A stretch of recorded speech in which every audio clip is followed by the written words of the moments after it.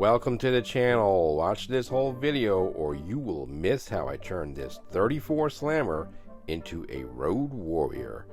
First thing that we are doing is we are taking a piece of sheet strime because I want to make like a battering ram or like a platform. But I want to rough up the edges with a file to make it look like he's done this out on the roads really crudely. Like I mentioned earlier, I'm cutting some I-beam because I want to make like a platform also, because I believe I'm going to look for some 124 or 125 scale figures, and I want to add them to the front, kind of like the old Mad Max movies. Oh, you better hope you're wearing your eyeglasses. I was. Yeah, and so I'm attaching those I-beams with the Tamiya thin, as you can see here. Going on pretty good. Add in some styrene for my platform. If I can find the figures, they don't make too many 125th scale figures. Masterbox makes some, but they're more of like an apocalyptic. I mean, that'll go really well with this, but I would have to heavily alter those figures, so I'll save that for a later date. But now I'm trying to do some storage in the back, so I figured let me add this piece right here to make the area a little larger to fit all the materials I'm going to put in there. So now I'm just adding some on the side here to complete the storage area. Going to take some Tamiya thin and put it all over the place to lock everything in place. I originally had this piece glued to the front of the car, but I wanted to rework it because I'm putting a lot of stuff on there and it's going to make it really heavy, and I didn't want it to break off. So, but I'm glad I did it because A, it looks a lot better, and B, I'm going to get that gluing surface that I really need. So I took some styrene tubes and just cut them in half and made it look like it's like an attachment point. And now I'm finishing up some armor for the cab. I just cut this square in the center, and now I'm just drilling through with my file. I'm going to break it apart until it comes free. Yeah, I'm adding the armor to the roll cage to protect our road warrior. So this is what I've done so far. Let me know down below what you think so far in the comment section. I think it's coming out really good so far. And these are some greeblies and some other added items that I'm going to add to the car. And I'm going to use it as storage. I'm going to make a weapon out of it as well.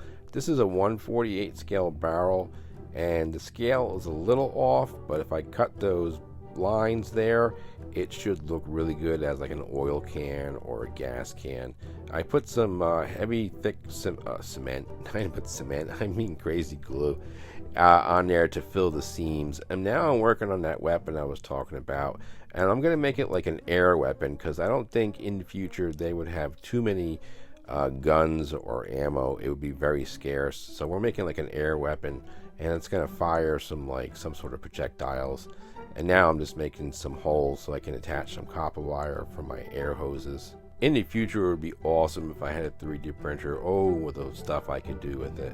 But I'm taking those 1/48 scale oil barrels, and I turned them into some sort of like gas or oil cans. And now I'm working on the air system. I just used a greebly part and attached it to the dashboard there. And you can see the copper wire for an air hose. And now I'm making like the air, where the air comes from right there. And I will attach that wire to that styrene tube there. And now I'm drilling a hole so I can attach my other air hose to the actual gun.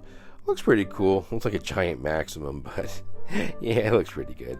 When I have a project to do, I kind of have an idea in mind, but I kind of just go with it, and what comes out is what comes out. And I think it looks really awesome. The storage area is going to look fantastic painted. That weapon system is going to look really awesome when that's painted. And here's a quick look of everything that I've done to the car so far. And then I found some projectiles. These are for your teeth or picks, and they are the perfect projectile, and they fit in that styrene tube perfectly. Yeah, they're going to look really cool. Yeah, check that out. Wouldn't want to get hit with that. And then that piece in the back that I added is going to be for storage, coming up right now, for all the projectiles. Yeah, that's going to look really cool painted. Yeah, I can't wait to get to paint. And speaking of paint, we are about to paint. I've selected my color by MIG. It is a dark gray. I got all prepared to do the airbrushing. And as I started airbrushing, I noticed a lot of spattering. Thought I had my mixture wrong, but as it turns out, my airbrush is broken. I found an airbrush from Amazon with 1-day delivery, but that has now turned into 4 days. so I had to resort to a rattle can. Painting up the stowage, this is actually a 1/35th scale piece, but it still works for 1/25th scale, so just because something is not in the right scale, it still might work, so give it a try and see what it looks like. These are the 1/48th scale barrels that I turned into like oil or gas cans. I'm giving it a hit with some blue like it used to be blue, and then I'm going to hit it with some rust colors, what I'm doing right now. And it's a nice little effect. It's kind of like a chipping effect. This is the foam I'm actually using. I got this from, I don't know, something, figure or something. But using that little pieces of foam, now I'm putting some lighter colors of rust. And here they are all completed. It looks pretty good. I'm very happy the way these came out. Using some craft paints, like a light brown, I'm going to give it like a dirty look underneath the car, just doing a heavy dry brushing and around the bottom of the car. I think it looks fantastic. Let me know in the comment section what you think so far. So now we're using actually some AK Rust Effects. It's an enamel product, and what you do is you start with your darkest color and then work your way up to your lightest color. I'm using like a stippling with that foam again. Foam, that little foam thing is awesome. And now I'm going to go over with a silver, dry brush to kind of tone everything down, blend everything together. Anything that's kind of a little kind of bright, like that front there, we'll bring it right down. And now I'm using that same technique that I used with the barrels. I'm going to use it on the hood of this car like it used to be blue.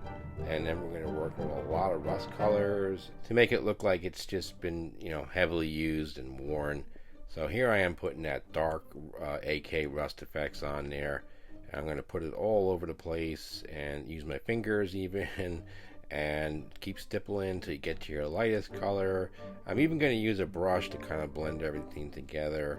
And then I'm finally going to do some dry brushing of silvers and some dirt colors to really get everything blended. So here I am with the brush again. That's a very effective method while it's still wet, that you hit it with the brush. So here I am putting like that gray, silver, and like dirt colors to really just blend everything together to make it look, like it's been hit with everything, rocks, weapons, gunfire, whatever may have hit the car. But we are done. I think it came out really awesome. Yeah, I know I said it before, but let me know in the comment section what you think about it. Yeah, I'd get a dry brush to those wheels just to make them look like dusty and worn. I think it looks really awesome. Here's some pictures of the car turning on my turntable. Yeah, maybe that projectile thing is a little big, but it works. The stowage is awesome. I love it. It's probably one of my better cars I've done in a while. A big thank you for watching this video. To all my subscribers, a big thank you for supporting my channel. If you're not a subscriber and you made it this far to hear that, why not hit that button and subscribe? Alright, I will see you in the next video.